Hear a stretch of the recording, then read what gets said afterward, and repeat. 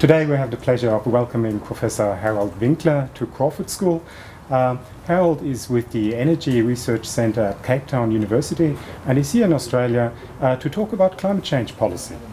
Harald, can you tell us what first brought you into the field of research on climate change?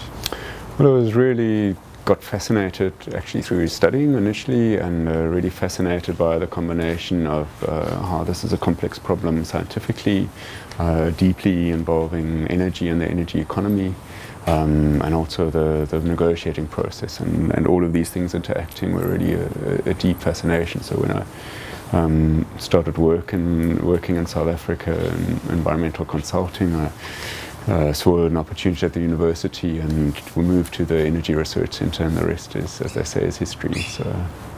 Now, you've spent a lot of your time involved in the international negotiations and supporting analysis that has flown into the UN negotiations. Quite a long period spent in that, that kind of sphere.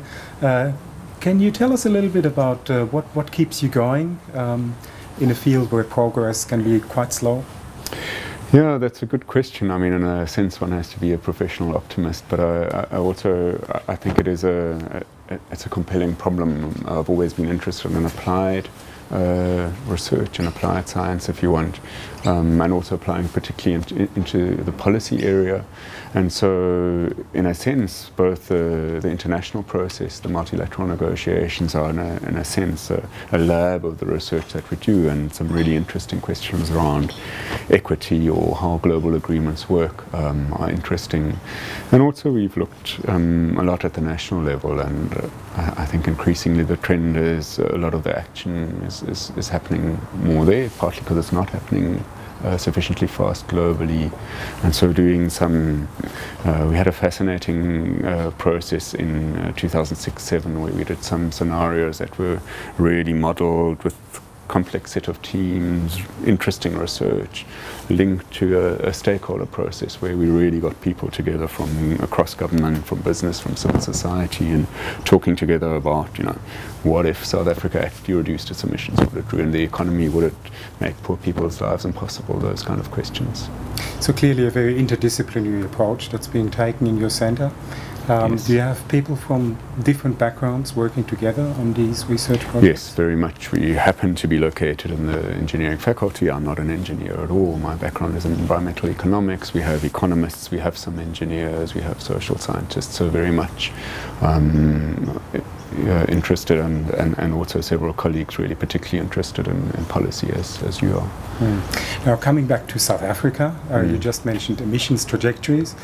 South Africa, and of course a fast-growing economy as well, very heavily coal dependent. But there are plans to address the issue, and I guess over time to start bending South Africa's emissions trajectory around. Can you tell us a bit more about that?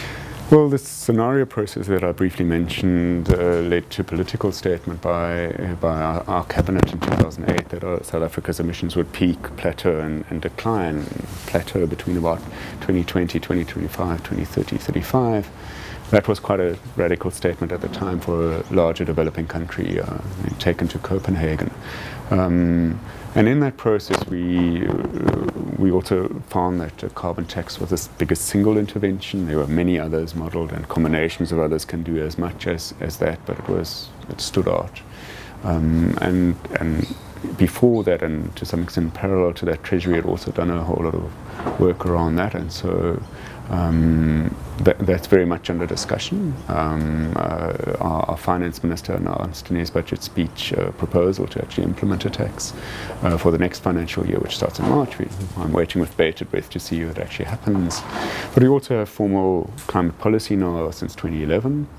There again, an interesting case where having the international meeting made that policy actually come through. And the last thing I maybe say is our electricity plan has, for the first time, it's not just least cost and the issue of access to electricity, but carbon is also there as a major criterion. You'll be telling us a lot more about South Africa's carbon tax in the talk that you're giving tonight. But just to finish off with, what do you rate the chances that South Africa will have a price on carbon in the middle of the decade that is higher than Australia's. And higher than Australia's. Yeah. I rate the chances that we'll have a price on carbon very high, that it's higher than Australia's. Well, tell me what the outcome of your election will be, and maybe I can answer the question. I don't know. We'll take that question on notice. Thank you very much, Harald. Thanks, Frank.